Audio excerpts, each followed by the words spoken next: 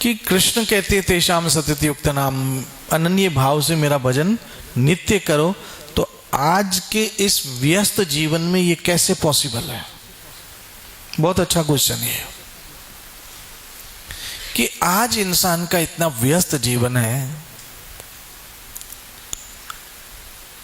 तो कैसे ये मेंटेन कर पाएगा ये सब कुछ? Very good question. बिल्कुल इसी तरह से हम संसार में कहीं भी रहें, लेकिन हमारे दिल में कृष्ण रहना चाहिए, हमारा चित्त कृष्ण पे रहना चाहिए। फिर एक एग्जांपल देता हूं कैसे। अब उसको हम प्रैक्टिकली कैसे इंप्लीमेंट कर सकते हैं? पहले तो जैसे ही हम बिस्तर से उठे, जैसे ही आंख खुली, आंख खुलते ही कृष्ण का स्मरण कि हमें एक दिन और मिला। यानी आपके दिन का आरंभ ही भगवान के नाम से हो रहा है, आपका दिन ही भगवान के नाम से हो रहा है। तो इस तरह से करने से कोई भी हमारा व्यवहार डिस्टर्ब नहीं हो रहा है। हम नींद से उठे और नींद से उठते ही हमने कृष्ण को याद किया और कृष्ण का धन्यवाद किया। फिर हमने अपने नित्य कर्म किए, स्नान किया। लेकिन स्नान करते समय हमारी भावना ये होनी चाहिए कि हम नहा धोकर कृष्ण के क्या करेंगे? दर्शन करेंगे, सेवा करेंगे। इसलिए स्नान करने के पश्चात या तो आप लोग सत्संग में आ जाते हो, या घर के कामकाज में होते हो, या दुकान में होते हो। लेकिन उससे 1 मिनट पहले हमें, अगर हम मंदिर नहीं आ पा रहे हैं, तो अपने ही घर में हमें कृष्ण के दर्शन कर लेने चाहिए। और अपने ही घर में दर्शन करने में हार्डली 1-2 मिनट भी नहीं लगेंगे। उसके बाद आपने जो नाश्ता खाया उसको कृष्ण को भोग लगा के खाया। अब कृष्ण को भोग लगाने में कितनी देर लगी? 2 सेकंड। हे भगवान। और आपने मंत्र जप के प्रसाद को खा लिया। फिर आप अपने काम पे निकले। काम पे निकले तो काम पे निकलने से पहले भगवान को मत्था टेक के निकले। और ये व्यवहारिक बात है। हम घर में से निकलने से पहले अपनी घरवाली को बोल के जाते, अच्छा मैं जा रहा हूं।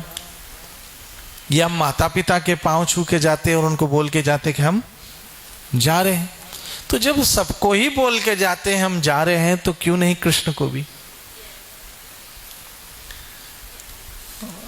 और वहां मत्था टेक के घर से निकल गए।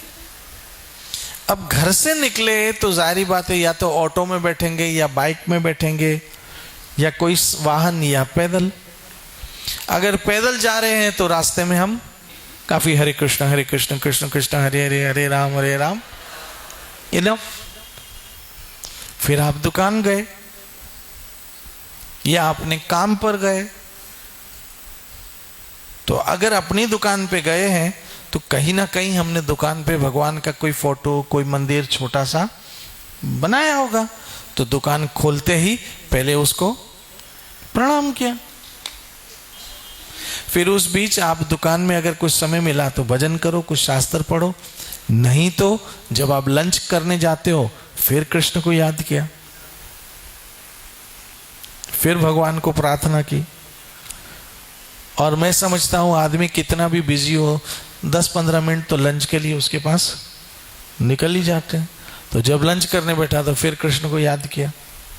लंच करके पूरा किया, फिर कृष्ण का धन्यवाद किया कि भगवान मुझे पेट भर के आपने प्रसाद दिया, आपकी बड़ी मेहरबानी। यूं सारा दिन आप कहीं ना कहीं कृष्ण से जुड़े रहो। मैं ये नहीं कहता हूं सारा दिन माला करके बैठे रहो, क्योंकि माला तो आपके लिए समय निकालो तो निकलेगा, नहीं निकालोगे तो कभी नहीं निकलेगा। फिर उसके बाद आप रात को घर आते हो, घर आते ही पहला काम भगवान को प्रणाम किया कि भगवान आपकी कृपा है कि मैं अपने घर में आ सका। यही सिद्धांत माताओं के लिए, जब वो प्रसाद पकाए सोचे मैं कृष्ण के लिए बना रही हूँ, कृष्ण का स्मरण करके बनाए, और बाकी तो सब सेम है। तो यूं हमारा पूरा दिन कृष्ण के साथ जुड़ा रहता है, कृष्ण के विचारों में जुड़ा रहता है, और कृष्ण का धन्यवाद करते करते हमारा दिन बीतता है।